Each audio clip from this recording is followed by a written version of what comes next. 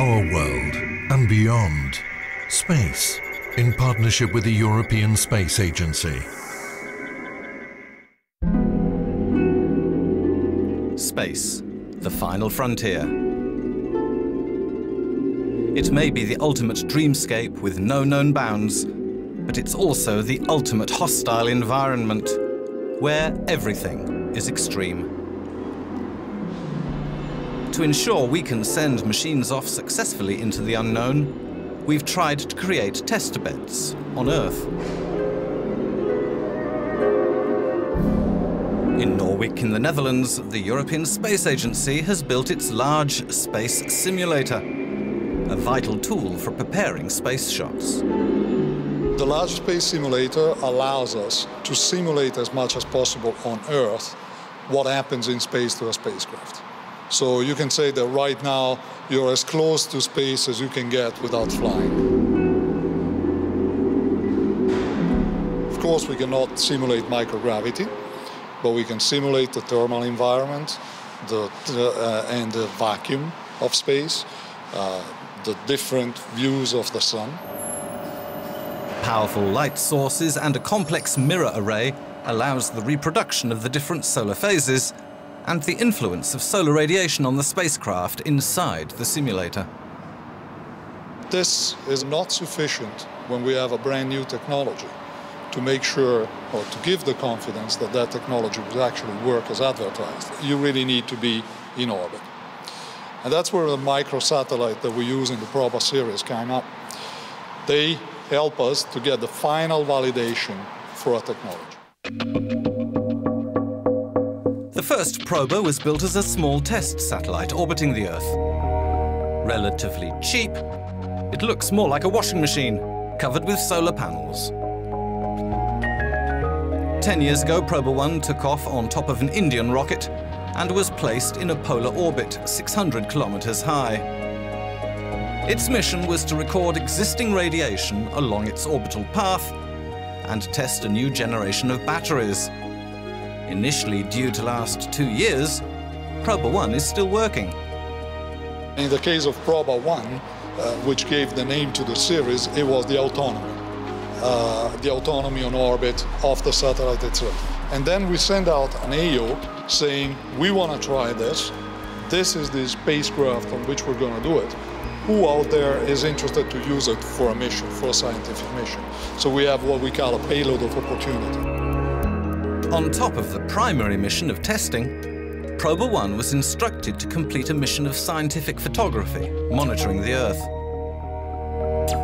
Its Earth observation photos don't have the high resolution obtained from larger satellites with optical instruments, but they are still very useful, opening up a range of applications via the use of filters across several wavelengths.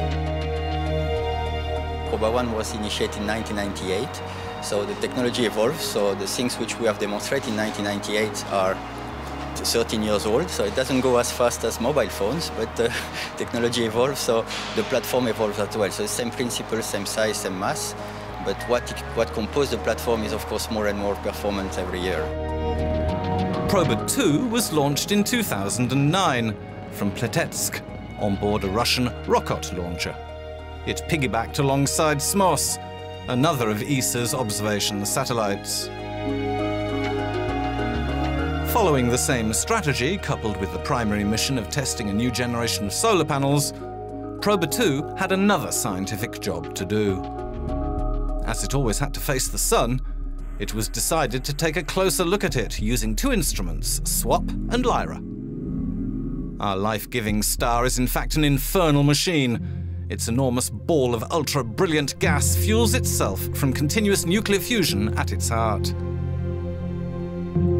We live in the heliosphere of the sun, so basically we are in certain ways inside the atmosphere of the sun. And the sun, the radiation from the sun and the particles ejected by the sun, they completely dominate the environment around the Earth. The sun goes through a cycle of activity with a minimum and maximum every 12 years. At the peaks, the energy produced can leap far out into space in violent solar eruptions. They emit large amounts of electromagnetic radiation, X-rays, UV radiation, extreme UV. Sometimes actual matter from the surface of the sun is ejected into the space. If this kind of a storm hits the Earth, we can get an event what's called a geomagnetic storm. So we have actually some particles penetrating inside the magnetic field, and then one of the results of this is actually the nice aurora that can be seen in the northern Europe.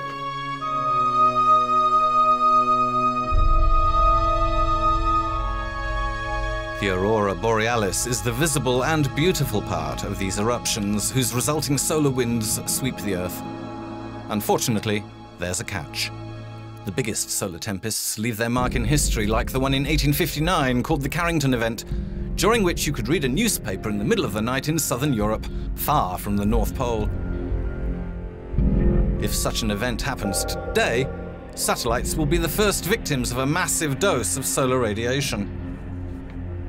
Next would be electricity transmission lines, with the risk of high-tension cables rupturing. All means of transport would be hit, and planes would be grounded. Today's world depends so much on satellites and energy that chaos would ensue. Some scientists are predicting a new Carrington event for 2013. These major solar storms, or superstorms as they are sometimes called, they are individual events. They are not directly related to the solar cycle. And that's why basically at the moment we have absolutely no reason to expect that a similar event would happen, especially exactly on 2013, which is the next forecasted solar maximum. Proba 2 is not the only sun observation mission, but it's adding its piece to the jigsaw of a new science that examines the telltale signs of coming eruptions and storms.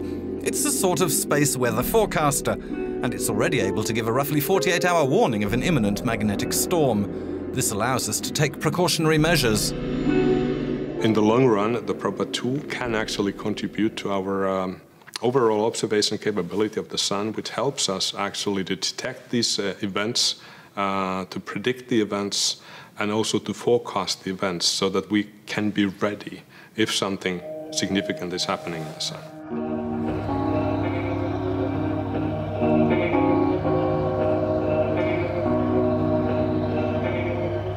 In the heart of the rural Belgian Ardennes is ESA's REDU monitoring station. It handles ESA's telecommunications and houses mission control for its space operations, notably the 2 Proba satellites.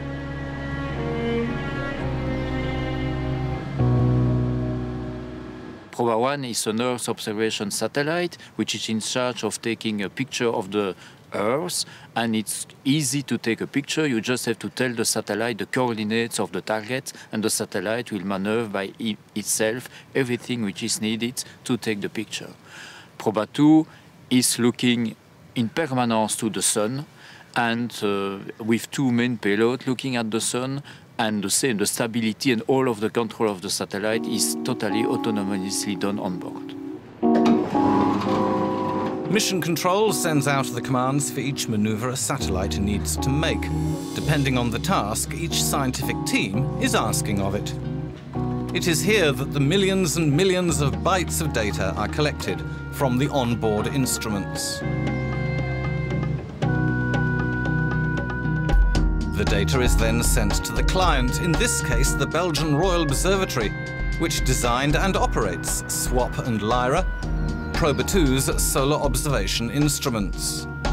Operators and analysts then have to make sense of the jumble of figures from REDU and produce a readable interpretation scientists can use. The data arrives here as a couple of files that the ground station in REDU sends us. But these files, they are in a complicated format. They are not in an image format. They're compressed. They have all kind of crazy details in them. And so here we depack the data and we extract it to make images of it that are useful both for the scientists as well as for the general public to watch and see what's happening on the sun. More and more organizations and companies are using the images and graphs from Proba 2 for their space weather forecasting. They allow them to prepare for dangerous events and protect sensitive and expensive material from electromagnetic damage. The first 2 Probas were built in a small company in Antwerp, which is currently building a new model, Proba V for vegetation. This 3rd model in the series is well underway and is following the same basic rules. It's relatively simple, robust, and it uses proven off-the-shelf materials. It will look much like its predecessors, but the mission will be different. Proba 1 and Proba 2 were mainly technology demonstrators which had an Earth observation or a scientific payload on board, while Proba V actually started as an operational mission. So this was a big breakthrough in the Proba satellites family. And that's not all.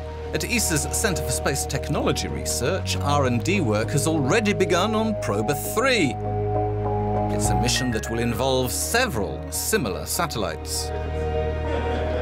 In the case of Proba 3, we want to demonstrate formation flying. What is formation flying is to build enormous structure in space, which behave as a rigid structure, but in fact is composed by 2, 3 or more spacecraft, which are controlled one respect to each other. The Proba saga is already 10 years old. 2 satellites are operational, and the 3rd Proba V will add its optical observations and should be launched next year. With the first 3 Probas demonstrated that this is really the way to go, and this effectively achieves what we want. They gotta stay small, they gotta stay fast, and they gotta stay cheap, but at the same time, we need to do more innovation, more innovative missions in this sense. One scientific in-joke about the Proba series suggests they're little more than flying tumble dryers in space. A very useful washing machine, yes.